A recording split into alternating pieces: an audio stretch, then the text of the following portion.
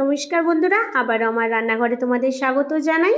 তো আজকে দেখলাম ফ্রিজের ডিপ মাছ মাংস বাড়িতে কিছুই নেই, শুধু পড়ে আছে মুসুর ডাল। তাই মুসুর ডাল আলুর আজকের দারুণ রেসিপিতে একটা তরকারি বানিয়ে দেখাবো, যেটা আমার দুপুরবেলা ভাত এক নিমেষে শেষ করে দেবে। তো দেখো, ডালটা ফার্স্টে আমি ভালো করে ধুয়ে কড়াই আমি সেদ্ধ বসিয়ে দিচ্ছি মুসুর ডালটা।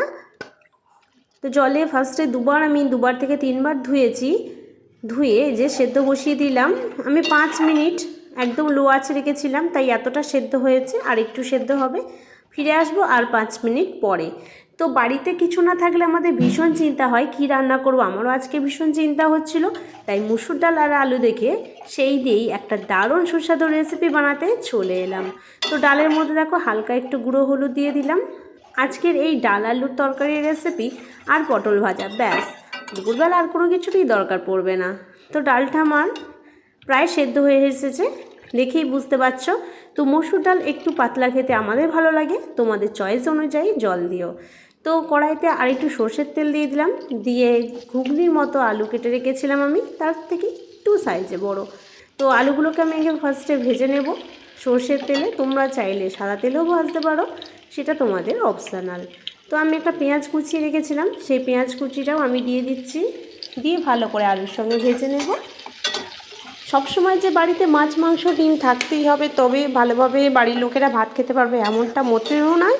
ডাল আর আলু থাকলেই দুপুরবেলা ভাত এক নিমেষে শেষ করে যেতেই পারে, শুধুমাত্র এই রেসিপিটার মধ্যে দিয়ে। তো ভিডিওটা দেখার সময় একটু স্কিপ করবে না। তো আলু আর পেঁয়াজটা ভাজা হতেই আমি গল্প করতে করতে টমেটোও দিয়েছি, দিয়ে নেড়ে চেড়ে নুনও দিয়ে দিয়েছি পরিমাণ মতো, দিয়ে ভালো করে এটা আগে ভেজে নেব। এরপর ডালে আমার কাঁচা লঙ্কা খেতে ভীষণ ভালো লাগে, অনেক সবাই শুকনো লঙ্কাও ফোড়ন দাও, তোমাদের চয়েস। তো আমি কাঁচা লঙ্কাই দিলাম, শুকনো লঙ্কা আর দেবো না। দিলাম একটু রসুন বাটা, দিয়ে ভালো করে আমি এটা কষে নেব। কষার সময় এটা এমনভাবে কষতে হবে যাতে কষাটা থেকে একটা দারুণ গন্ধ বেরোয়। এই কষাটাই আমাদের বলে দেবে যে ডালটাকে আমাদের কতটা টেস্টি করতে চলেছে। তো এতে দিয়ে দিলাম পরিমাণ মতো হলুদ গুঁড়ো। হলুদ গুঁড়োটা একটু কম দেবে, যেহেতু আমাদের মুসুর ডাল সেদ্ধর সময় হলুদ গুঁড়োটা দেওয়াই ছিল। তো দিয়ে দিলাম হালকা জিরে পাউডার, জিরে আর গোলমরিচের হালকা পাউডার দিতেই পারো। দিয়ে ভালো করে এটা আমি কষে নিচ্ছি। কষা যখন ভালোভাবে হয়ে যাবে আমি পুরো ডালটা এর মধ্যে ঢেলে দেব। খুব কম সময়ে চটজলদি একটা দারুণ রেসিপি হয়ে যায়, যেটা খেতে একদম অনুষ্ঠান বাড়ির মতো ডাল হয়েছিল।